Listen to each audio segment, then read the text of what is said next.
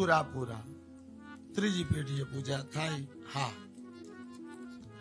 પણ ઘણા વાર લોકોના સવાલ અમારી પાસે એટલા માટે આવે કે બાપુ અમારા ઘરમાં જે બેહાડ્યા છે ને એ મારી હાહુ હતા ને એની હાહુ બેહાડ્યા હતા.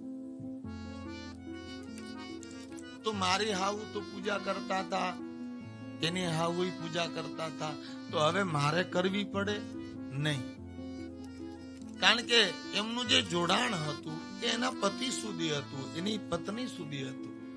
એની પુત્ર વધુ બે સાસુની પૂજા કરે સારી વાત છે, પણ એની પછી ન હોય.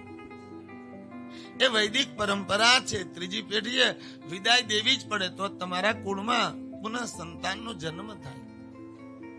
એ સમય અનુસાર છે, બંધન કરતા નથી.